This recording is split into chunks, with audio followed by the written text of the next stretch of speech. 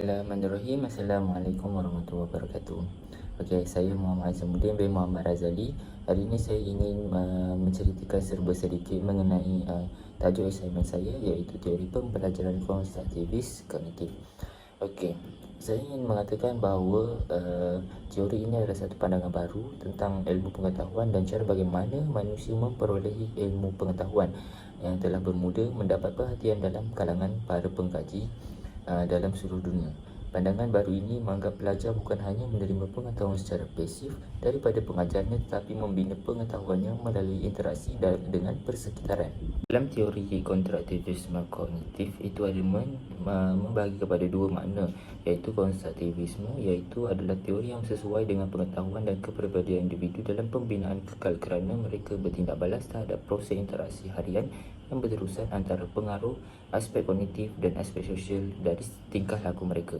Okey, manakala teori kognitif berdasarkan proses pemikiran di sebalik tingkah laku, iaitu teori pembelajaran kognitif berkaitan dengan cara minda memproses maklumat.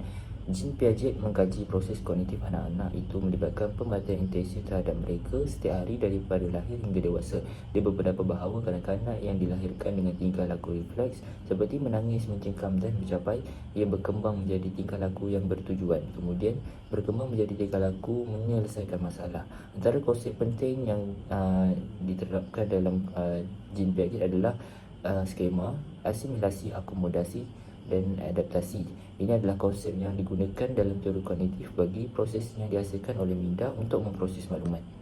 Okey, konsep asas daripada teori pembelajaran konstruktivisme kognitif yang diperoleh oleh Jean Piaget terdiri pada dua aspek, iaitu yang pertama, proses yang kita lalui untuk mengetahui sesuatu, dan yang kedua adalah peringkat yang kita lalui sambil kita memperolehi kebolehan tersebut. Di dalam teori kognitif kanak-kanak yang telah dibincangkan, Piaget menekankan pengubahsuaian diri dalam alam sekitar dan faktor yang penting dalam memperkembangkan kognitif individu. Okey, kita teruskan dengan peringkat perkembangan teori konstruktivisme kognitif. Jean Piaget membahagikan tahap perkembangan kognitif kepada 4 peringkat, iaitu yang pertama, sensori motor, iaitu daripada lahir hinggalah 2 tahun, dan yang kedua adalah peringkat praoperasi, iaitu 2 hingga 7 tahun. Peringkat ketiga adalah peringkat operasi konkret, iaitu 7 hingga 11 tahun, dan peringkat yang keempat adalah peringkat operasi formal, iaitu 12 tahun ke atas. Perkembangan yang pertama, iaitu peringkat sensori motor, daripada 0 hingga 2 tahun. Dalam perkembangan ini, anak kecil belajar tentang dunia dengan menggunakan deria untuk berinteraksi dengan sekitar mereka.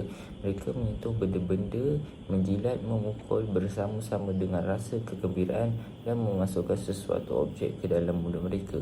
Mereka juga mula mengembangkan kemahiran motor yang halus. Teruskan kepada perkembangan kedua, iaitu peringkat praoperasi 2 tahun hingga 7 tahun.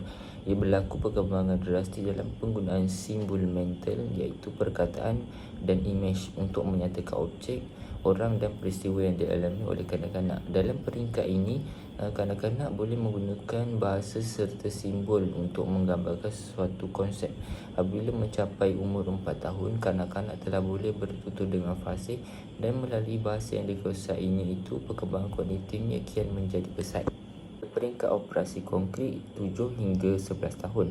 Kanak-kanak akan mengalami perkembangan pesat dalam operasi kognitif dan mengaplikasi kemahiran ini bila berfikir tentang objek, situasi dan orang yang mereka lihat. Di samping itu, kanak-kanak sudah boleh mempelajari lebih daripada satu perkara pada satu masa.